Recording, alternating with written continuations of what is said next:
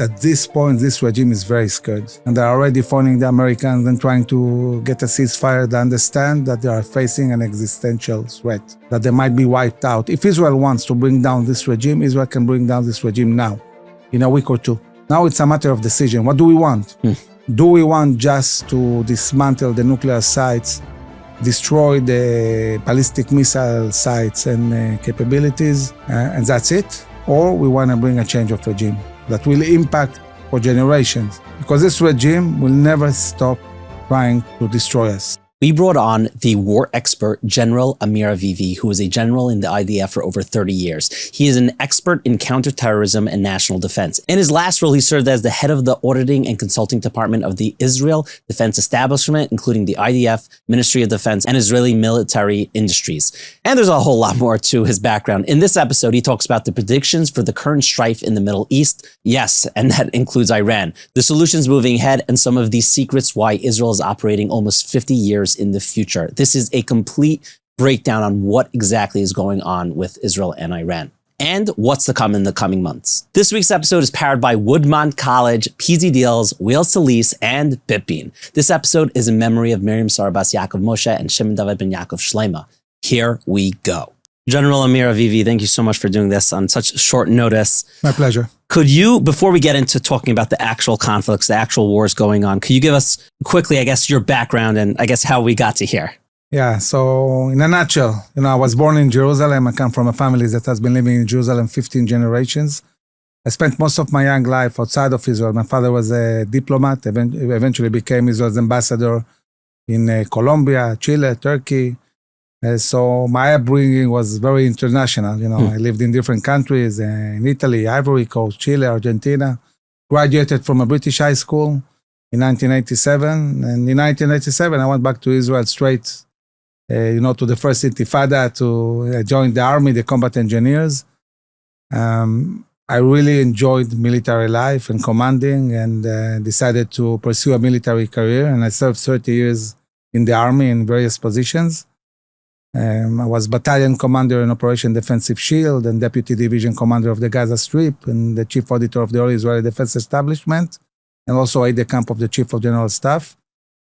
Throughout this period of time when I served, there were two things that really worried me. One was I saw a continuous declining in Jewish Zionist education, not enough patriotism, not enough connection. Like people took Israel for granted, said, okay, what do we need Zionism for?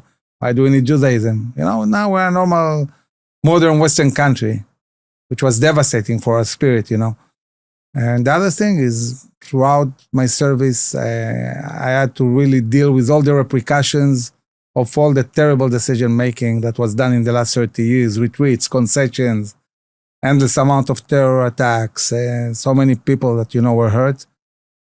And I felt that there is really a lack of understanding of what is needed to secure Israel for generations to come. No force on the public sphere that is really shaping the narrative about these issues. So 5 years ago, after I retired, I decided to found a new organization, IDSF, Israel's Defense and Security Forum, a grassroots movement combined with a think tank, really with the mission to shape the narrative about what is needed to secure Israel, looking in the long term, and doing that by educating the young generation, being very active on media and social media, creating very high-end content, adapted for all different ages, and working very closely with policymakers, the Israeli government, Washington, European Union. So a lot of activities, and we are really pushing towards the right policies, strongly, pushing for victory and a decisive win in this war. And how many people are involved in the organization today? So I started the organization with 8 high-ranking officers. Today, more than 50,000 Israeli officers, commanders, operators, and it's growing fast every day. It's a grassroots movement in all cities and towns in Israel. And this is grassroots work, really educating in the different places in Israel, in the high schools, pre-army programs, and also decision makers. Could you tell us about the experience before October 7th and you going to the government with information? Right. So as we were, building ourselves and our activities 2 years before the war, Some of the generals phoned me and said, Amir, listen, we should meet urgently. Big things are happening. We should discuss them. It was so urgent. We met Friday morning in my garden in Caesarea. And for 3 hours, we sat and really discussed the situation. And after 3 hours, we got a clear understanding Israel is going to war. 2 years before the war, we knew that multi-front war is coming. And then we said, what should we do? I mean, we understand that we're going to war. And we decided to write a very extensive national security assessment paper, 300 pages, explaining that Israel is facing 4 big threats, all of them potentially existential. One threat we addressed was Iran and all its proxies, Hamas, Hezbollah, Houthis, militias in Iraq, in Syria, and the attempt of Iran to build a nuclear umbrella above all these forces. And everything I described now, all this big war we are fighting, 1 threat out of 4. Okay? So this was the first threat we addressed. The second threat we addressed is what we call the fight over the land of Israel, meaning pretty much the same Israeli-Arab conflict that has been going on for more than 100 years. This conflict doesn't know green lines, armistice lines. It's all over the land of Israel. And it's done in ways that are similar everywhere. So we see, for example, extensive illegal grabbing of land in Area C in Judea and Samaria, but the same is happening in the Negev, in the Galil, undermining security of Jews everywhere, in mixed cities, in Jerusalem, in the north, in the south. So we talked about this issue and we said to the government, look, it's not that we're not dealing with this well. We're not even understanding you are in a campaign. It's like they are playing American football and we are playing cricket. We're not even on the same playground. And the third danger we talked about, 2 years before the war, a danger that Israelis are not really aware of enough, maybe today more, delegitimation and antisemitism. Said, listen, national security, not just about Israel, it's about the Jews, about the people. And we saw the growing antisemitism and the danger and the need for Israel to be much more proactive in helping protect Jewish communities around the world and also encouraging Aliyah for those who want to come to Israel. And last but not least, all these dangers I mentioned and now are external. It's us, the Jews. A disconnection from our core values, distancing from Judaism and Zionism. Millions of Jews that are, distancing from Israel, from Zionism, from the connection of the Jewish people to the state of Israel and the land of Israel. This is the biggest danger of all. And, in every great story, and with the Jews, we have the greatest story of all. In every great story, you have a hero and you have a villain. And for decades and decades, we were the heroes of our own story. And suddenly, for many Jews, we became the villains in our own story. The occupiers, it's terrible. So we looked at all these 4 threats. All of them so dangerous and all of them interconnected also. And we said to the government, especially talking about this multi-front war, you have only 2 choices. Either going to be a 6-day war scenario or a Yom Kippur scenario. You need to choose. There is no other options. We need to be proactive. We need to attack first. And unfortunately, it was very hard for the former government and this government to take this decision to be proactive and do something about it. And we were so worried that on the cover of this extensive assessment, we put a picture of a frog being boiled in a pot. And we said, this is Israel. Israel is being boiled. You know what they say about frogs? If you throw a frog into boiling water, obviously it will jump out. If you put it in cold water and start heating it gradually, so maybe at a certain point, the frog will say, cool, jacuzzi, But maybe then you heat it a bit more and this frog will start dying inside the pot. And this is how we felt. Felt that we are really in a terrible situation. And the government is not proactive. They're not doing what needs to be done. They were all caught up with the idea of containing the situation, not being proactive. They saw that if they'll push these issues later on, eventually Hamas, Hezbollah, Iran will all fall just like Egypt, Syria, Iraq, Yemen. They looked at the Arab Spring and they were sure that this phenomena will continue. And we said, no, it's not going to happen. They're going to attack us before, they will experience some kind of collapse.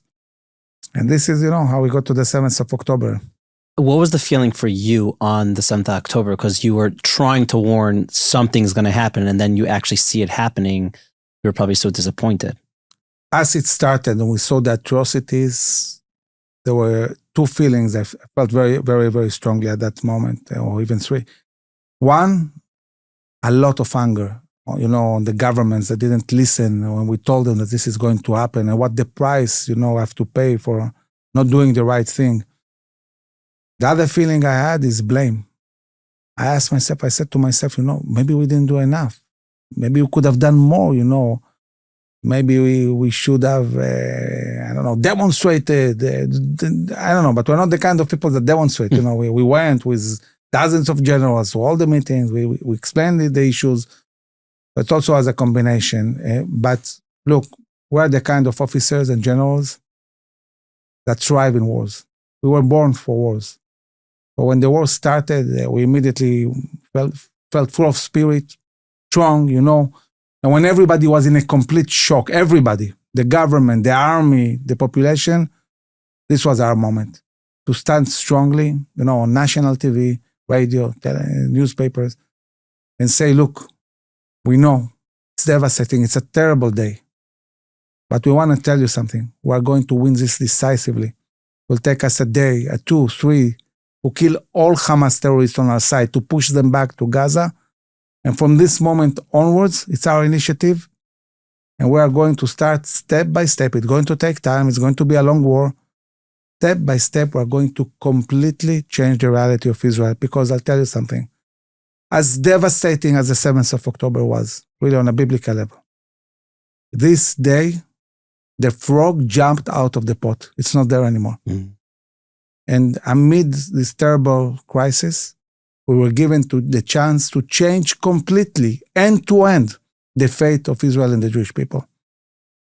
And we understood that we have to take this moment and really use this crisis to bring Israel to a completely different reality, to have total victory on our enemies and create a different future for Israel. We'll be right back to my conversation with the general, but I was at BitBean the other day and they showed me a system they built for a rehab facility dealing with tons of regulations and layers of compliance. Honestly, it was wild. And what used to be a mess of forms and approvals and manual tracking that was not clean is now a simple backend anyone could use. That's why BitBean does what they do. They take the complicated parts of your business, the regulations, the paperwork, the stuff that slows you down, and turns it into something intuitive, something that just works. Whether you're in healthcare, real estate, finance, logistics, they custom build software that streamlines the process so you can grow, scale, and make more money without the daily chaos. If your backend is holding you back, reach out to BitBean. It might be the smartest move you make all year. BitBean.com. Now we're going to dive right back into the conversation with General Amir. But first, I want to take a moment to tell you about something important. I've been thinking lately about how lucky I feel to do the work that actually fits who I am. It uses the strengths Hashem gave me, and it supports my family, and it feels right. And I really want that for every single one of you listening, honestly. If you're in a place where you're trying to figure out what your next step is or how to build a career that works long-term, or maybe your kids want to figure that out, I want you to look into the BS in computer programming from Woodmont College. This is a fully online, frum-friendly degree that teaches you real practical skills. I'm talking about things like software development, coding, IT, app building, and cybersecurity. The tech field is growing fast and it offers real opportunities for people who want to build a solid, reliable parnasa. Plus, with this degree, you'll learn all the newest evolving technologies, how to actually use AI to get ahead. You can start anytime, even next week. You can transfer in a lot of credits to finish sooner, and it's much more affordable than most programs. And there are scholarships available. So if you're going to look to the future to support a frum family, this kind of career can make all the difference. It's not just about passion, it's about practicality. There is a real income potential here. So this isn't a gamble, it's a smart investment in your future. If this sounds like something that could work for you or someone you know, check out the link in the show notes. It might be the right next move. You mentioned before that there was this prediction that anti-Semitism is going to rise. Did you foresee how bad it's going to actually get? Or are you shocked by like the level of how bad it's gotten? No, I'm not surprised. I'm not surprised. And even when I was in the army, when I saw all these retweets, and I said, look, we're creating a dynamic where we are creating a reality where our enemies can build themselves almost endlessly. And then it's obvious at a certain point we'll have to do something about it. But when we'll have to do something about it, it will be a huge war. And when you go to a big war, when you have to use airplanes and tanks and artillery, this, creates a lot of international pressure and rises antisemitism and everything. And we, by ourselves, created this dynamic. And therefore, this time, when we win decisively, we cannot let our enemies rebuild ever again.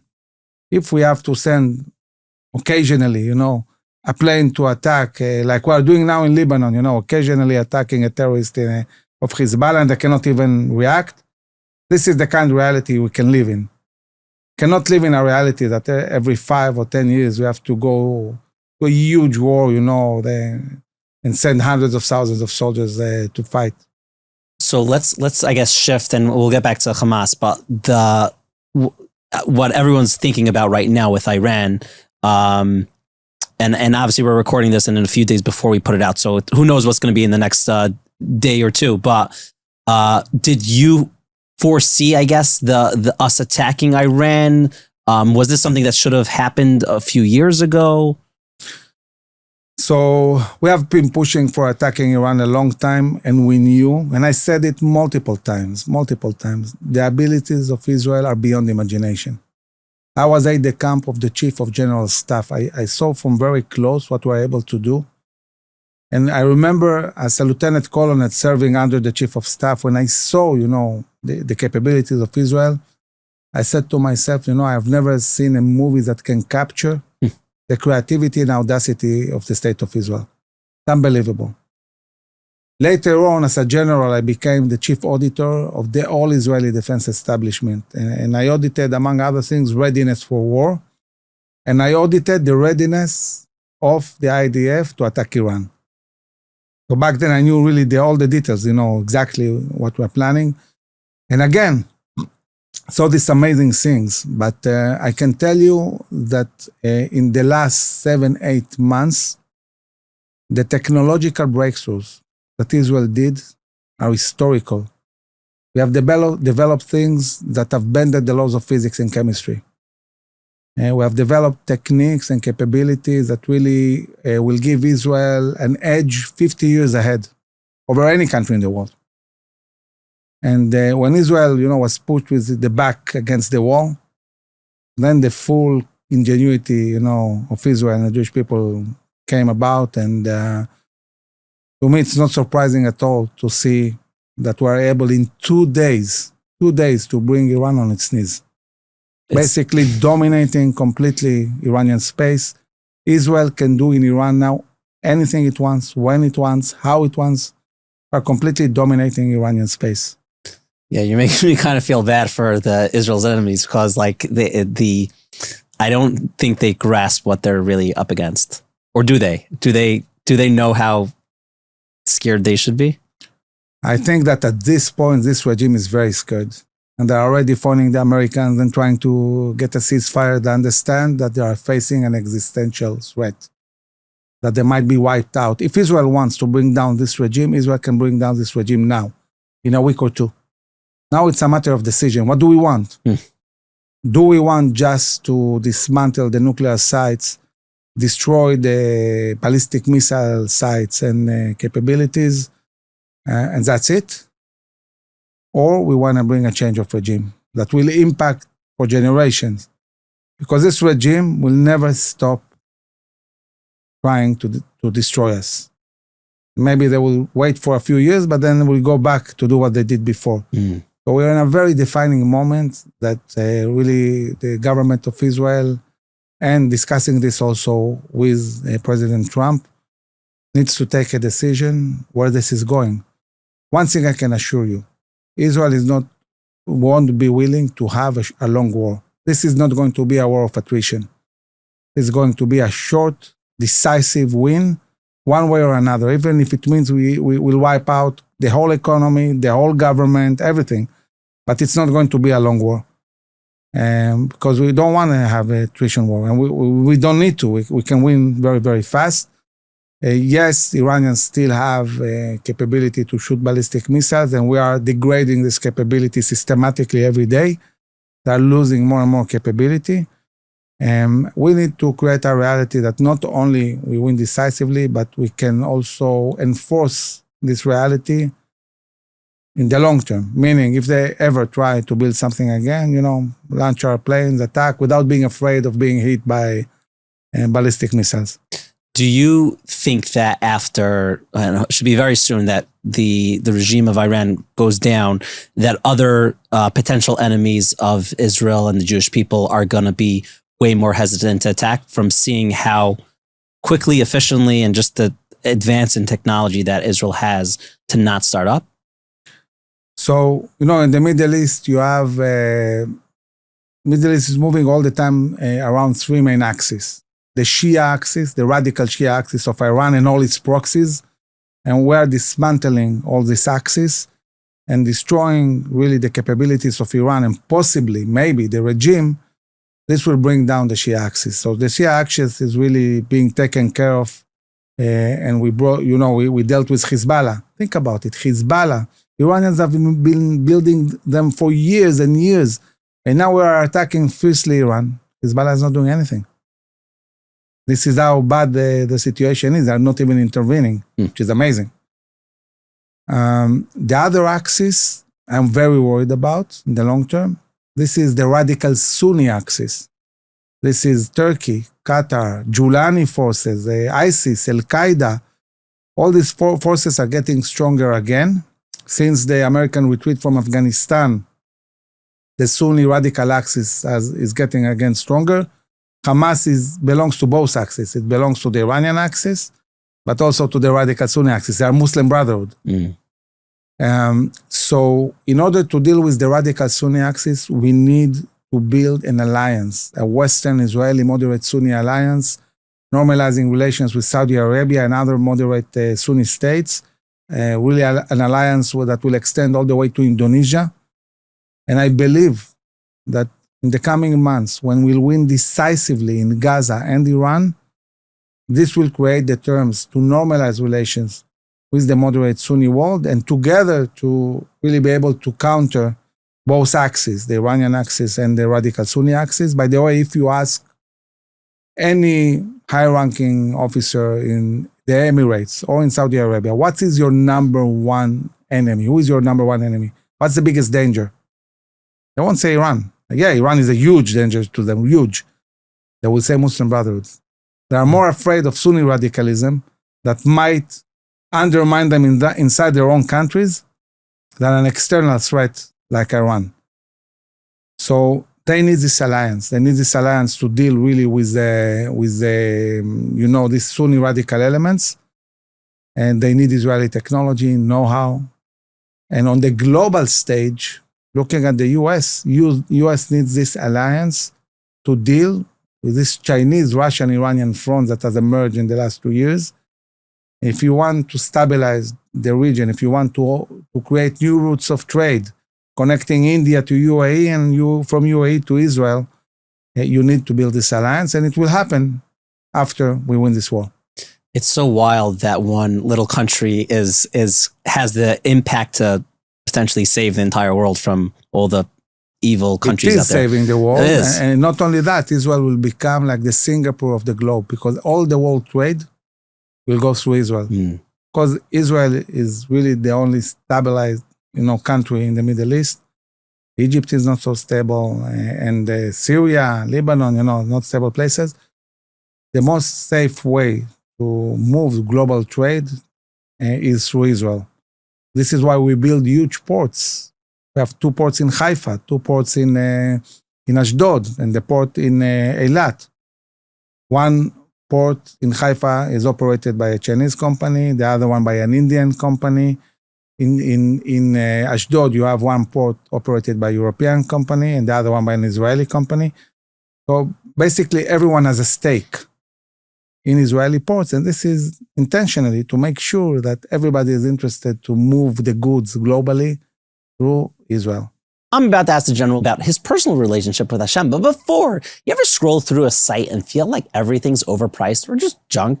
That's why I use PZDeals. It's an app that finds the best stuff at wild prices. We're talking about gorgeous lamps for your home, quality pottery for your kitchen, fun kid toys or sneakers for the family, gadgets, air fresheners. They got it all, and all from reliable brands. New deals drop constantly and they're curated so you don't waste time scrolling. It's like having a personal shopper who knows how to find hidden gems and massive discounts. I've saved hundreds, found things that I actually really needed, and honestly, it's so easy to every day check it. Anything I need? No, don't need, great, need it, get it, quick, easy, simple. Less money. It's the best. If you like saving money and love good finds, this is your new favorite app. So go ahead and download PZDeals and you'll never pay full price again. Now, for over 35 years, Wheels to Lease has changed the way people get cars by making it simple, honest, and stress-free. We all want good people to deal with in any industry. When it comes to the car industry, for some reason, there are too many headaches. There's too many people out there to win over as much money from you as possible. And that is not the deal with Wheels to Lease. Wheels to Lease are fine people who have the best cars at the best prices, and they're there for you. You can call them at any time, and they're really easy to deal with, and they have the best prices. So if you need a new car, you want to lease a car, you want to trade in a car, anything car related, you go ahead and give our friends Wheels to Lease a call at 718-871-8715. Of course, if you're like, I hate talking to people on the phone, you can email them, inspire@wheelstolease.com. Or of course, you can visit their website, wheelstolease.com/inspire. Of course, let them know that we sent you and they'll take good care of you. So hit the link in the show notes. And also you can WhatsApp them directly. We'll link it down below. Now back to my conversation with the general. Do you foresee the, whether it's the Abraham Accords or maybe another version of it expanding in the coming years? So this is what I said, definitely. It's going to happen. It's going to happen. It's going to happen once we win the war. Saudi Arabia is not going to move towards normalization without ending the war first in Gaza, but this war needs to end with a decisive win, with Hamas eradicated, with our hostages, all of them back, and with creating a reality that never again there will be a terror army in Gaza. So we need to move forward with a clear win in Gaza and with Iran, and what we're doing now with Iran is going to impact also Gaza. It's sending a message to Hamas, it's game over. If we can destroy Iran, eventually we'll destroy Hamas. It's a little ironic, the fact that Iran, it took so much quicker, and I'm sure it's more complicated because Gaza, the hostages are actually there, but I'd imagine Hamas is a way less strong force, and then Iran is the huge size it is, but Iran is taking a few days, and Gaza, it's almost 2 years now. So things in Gaza are very complicated, mainly because of their holding hostages. And this is preventing Israel from using its full-scale capabilities and also preventing us from going to certain areas where the hostages are. And also the way Gaza was built, very dense urban area with all these tunnels that connect every single almost house in Gaza to underground infrastructure. This creates a very, very complex area to fight. And this is why it's taking time. And we have to remember that when we started fighting in Gaza, we had to keep the forces fresh for the north. We had the war with Hezbollah. And also we have to remember that 2 months into the war, the policies of the administration here in the States changed, and they were trying all the time to stop us from continuing fighting. So the pace in which we were fighting was much slower. We are not getting munitions. We had lack of munitions. So we were facing many, many challenges that really slowed, the pace in which we were fighting in Gaza. But now there are very clear missions. The army is supposed in 2 months to conquer 75%. And when I say conquer, it means complete takeover of the area, destroying systematically everything, all the infrastructure they built, all the terrorists, cleaning the areas completely. So if in 2 months we conquer 75% of Gaza, this is game over. In the remaining 25%, we have the hostages. And I think that as we are mounting pressure on Hamas, toppling their leadership, disconnecting Hamas from the aid, and conquering systematically the area, there will be a moment when they'll say, okay, we need a ceasefire, and they will give us hostages. And also talking about Iran, there might be a situation where Israel will condition stopping the attacks on Iran on releasing the hostages. So we might connect the two. So it will be interesting to see how things move, but there is a deep connection between the big victory that we're going to see against Iran and what's happening in Gaza. What do you say to the world that, just clearly how Israel's operating to always try to just target the terrorists and what they just did with Iran and all the beepers, and it's really crazy how they were able to do that. And you see Iran, if they were successful, they would have killed millions of people if you didn't have the Iron Dome and the defense. And the fact that Iran is literally a threat to the entire world because of all of the nuclear power that they have. The people that say, no, Israel's still the bad guys. Like, what do you even tell those people that you're literally saving? I think that the best explanation Israel can give is win decisively the war. Everybody likes winners. You know that when the state of Israel was created, we didn't have good relations with the U.S. The U.S. embargoed Israel from the beginning all the way to the Six-Day War. The first time the U.S. wanted to ally itself with Israel and become close to Israel was following the Six-Day War and the big victory in this war. You want good international relations? Be strong. Be prosperous. Have technologies, economy. And therefore, I'm very optimistic because when we'll win decisively this war, every single country that wants to be relevant on this globe will want to ally itself with Israel. And especially talking about Europe that are petrified by Russian aggression and, the Russian-Ukrainian war, and also Russians planning to expand this war to other countries by the possible expansion of China. So I think that really winning this war, and when the world sees what Israel is able to do, this ensures that Israel will have very good international relations with many, many countries. You're definitely one of the most laser-focused guests I've ever had on this show, and I had like over 300 people. What do you do personally to just turn off and relax? Because you're very focused. And obviously this is something you're very passionate about, and I respect that. But I served 30 years. It was very, very intensive, most of the time on the battlefield and commanding thousands of soldiers. And then when I finished my military service, I had a long vacation, paid vacation by the army. I didn't have to work, didn't have to do anything for almost a year. And I live in Caesarea, near one of the most beautiful beaches in Israel. And I really didn't have time to go to the beach, in the 30 years I was serving. And also I come from Jerusalem. We don't really know how to swim really well. So that's connected to the sea, more to the mountains. But I had friends that, every week we're sitting, drinking beer on the beach. And I said, you know what? That might be fun, So one day I said, okay, I'm going to relax. I'm going to the beach. I sat at the bar near the beach, sat, and after maybe half an hour, then, okay, what's next? I'm used to, doing things. For me, it's very, very hard to sit and not do anything. It's, I all the time feel that, I need to do something, and I'm so passionate about Israel's security and future and prosperity. I feel all the time, I want to be proactive and do something. It's really beautiful. And another personal question, how has your faith been impacted over the past few years? So, on one hand, I come from a family, 15 generations in Jerusalem, a Spanish originated family, very traditional and connected, but not a religious family.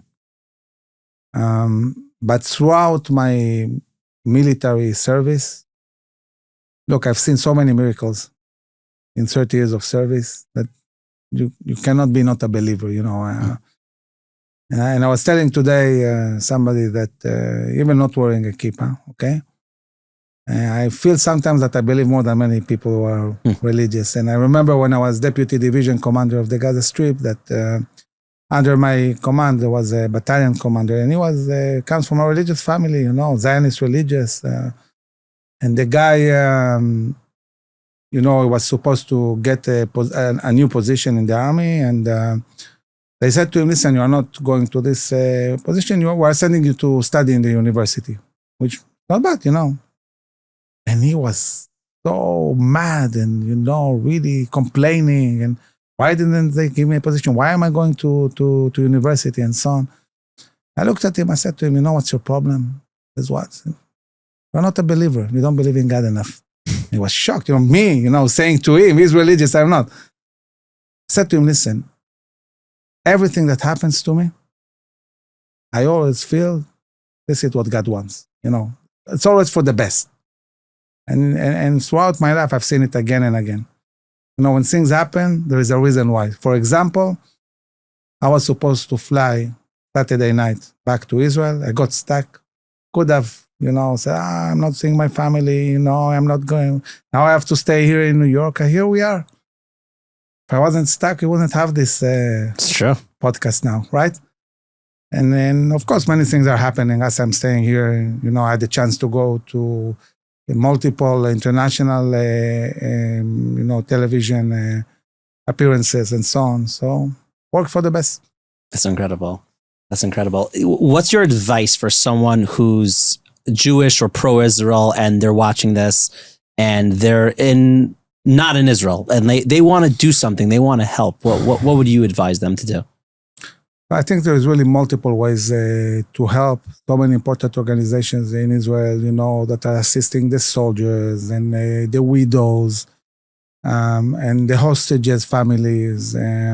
What we do in IDSF, really, giving the umbrella for Israel to really win and empower the society. So everybody needs to be proactive. And I'm sure that each one can find the right path, to impact and also strengthen the communities. I mean, I know that in Israel it's a war, but it's also a different kind of war, fighting anti-Semitism. And we really, really need to empower the Jewish people. We need to empower our people to be able to face these challenges. It's really beautiful. Do you foresee yourself getting more involved in the government or running for a certain position in the coming years? So I can tell you that, when I founded IDSF, really the last thing on my mind was politics. Never interested me. And what interested me is really to build this grassroots movement. And I have plans like 20 years ahead. We're building pre-army programs. We're going to build a youth movement. And we're doing so many things. But I can tell you that 7th of October changed a lot. The disappointment from all the politicians that, didn't deal with what they had to deal and prevent this war. The society that is seeking new leadership, there's a huge pressure on us to run, to do something about it. But I can say that on one hand, IDSF, Bitchonistim in Hebrew, are not going to be a political party. I mean, we are a grassroots movement and we continue doing what we are doing. But one thing I learned on the 7th of October, this movement must build. From this movement, leadership will emanate for the state of Israel. And I think that the next elections, you need to see new faces and new leaders emerging. It's critical for Israel and for the Jewish world that we'll have new leaders in Israeli politics. Hey, amen. We're going to link down below the link to your organization so people can find out more and help and contribute. Thank you so much for doing this. And my pleasure. I hope you get home and to your family very soon. Thank you. And it's important for me to really strengthen the people and say, and now it's easy to see what I've been saying for a year and a half. The bigger the win will be, the more decisive the win will be in this war, and it will be. There will be a decisive win in this war on all fronts. The bigger the win will be, the greater the golden age of Israel and the Jewish people will be the day after. The day after this war, there's going to be peace agreements, and the economy in Israel is going to bloom, and there will be massive aliyah, and also baby boom. So we can be very optimistic, and all we need to do really is unite and focus on winning this war. Thank you. Amir Chai, thank you. If you made it to the deep end of this episode and you're on YouTube, please comment, Am Yisrael Chai. We must remember we're on the same team. And I think the General is one of the most laser-focused guests we've ever had on this show. I don't know, drop in the comments who else has been this laser-focused. I loved how he made the point to remind that we need to understand that all the Jewish people, no matter what our jobs are, we're doing this together. Also, I love that he sees Hashem in everything he does. That's really special. And it's not a simple time now, but we have to remember to have emunah and betacha. A special thanks to Woodmont College, PZDeals, Lease, and BitBean. And if you aren't yet subscribed, we'll be sharing some of the most powerful moments from the conflict, so be sure to subscribe wherever you're consuming this so you could be the first to see. And be sure to check out the General's YouTube channel, and we're of course going to link his website. General Avivi looked at me in the eyes and said with absolute certainty, we will beat Iran. Not if, not maybe, we will. And he wasn't just talking about missiles or airstrikes. He was talking about belief, about clarity, about knowing who you are and what you're fighting for. So we are Hashem's people. We daven, we cry, we show up with tefillin, with tehillim, with talesim, with tears, and with unshakable faith. The IDF has its mission and we have ours. Together, we are unstoppable. We will win because we are fighting with truth, with purpose, and with Hashem at our side. Remember, inspirations everywhere. L'chaim. Living L'chaim.